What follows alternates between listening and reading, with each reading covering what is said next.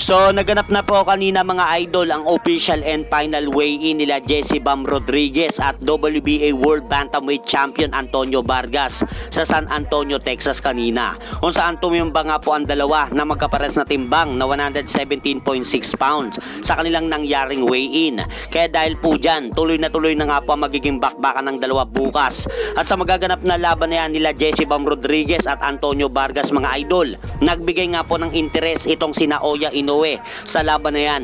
Ani Naoya Inoue mga idol, panonoorin niya ang magaganap na laban na yan dahil posible daw niyang makalaban sa hinaharap itong si Jesse Bam Rodriguez. So buti pa si Jesse Bam Rodriguez mga idol ay napansin ni Naoya Inoue ang paghahamon sa kanya. Pero ang ating pambato na si former 3 Division World Champion John Riel Casimero mga idol ay bingi-bingian lang po si Naoya Inoue sa pangko-call out sa kanya na maglaban na silang dalawa. At sa kabilang banda naman, sa darating na June 28 mga idol, muling mapapalaban si former IBF World Super Flyweight Champion Jerwin Pretty Boy Ancajas kontra kay Mexican-American boxer Omar Trinidad. At ito nga pong magaganap na laban ni Jerwin Ancajas mga idol kay Omar Trinidad ay magsisilbi nitong unang laban under ng Super Boxing Promotion ni Turki Alalshik. Kaya mahalagang laban po ito para sa ating pambato upang makuha po nito ang magandang laban under ng Super Boxing. At bago po muna mga idol maglaban ang dalawang ito, may kartada po muna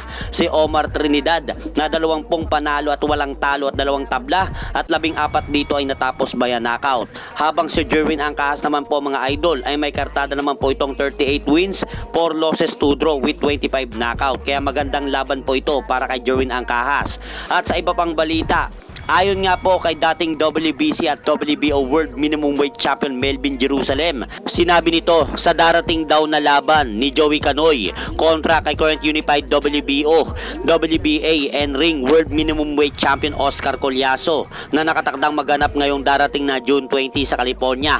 Nakikita daw ni Melvin Jerusalem mga idol na malaki ang tsansang mauwi ni Joey Canoy ang mga hawak na titulo ng Puerto Rican champion sa magaganap na laban ito. At ito nga po mga idol, basahin po natin yung sinabi ni Melvin Jerusalem tungkol sa magaganap na laban na yan nila Oscar Collazo at Joey Canoy. Prediksyon ko sa laban nila Joey Canoy at Oscar Collazo, malaki ang tsansang manalo ni Joey Canoy sa laban at maging isang unified champion.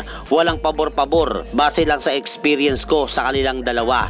Good luck pre, champ Joey Canoy, play smarter. So base sa mga sinabi na yan mga idol ni Melvin Jerusalem kay Joey Canoy na malaki daw ang pag-asang manalo ng ating pambato kontra sa Puerto Rican champion na si Oscar Collazo. Kung sa bagay may punto nga po si Melvin Jerusalem mga idol sa mga sinabi nito dahil parehas niyang nakalaban ng dalawa sa ibabaw ng ring. At hanggang dito na lang po muna ang aking update sa mga ganapan sa mundo ng boxing. At syempre mga idol, huwag nyo rin pong kalimutan, pakisuportahan nyo naman po muna ng ating munting channel. Maraming salamat po.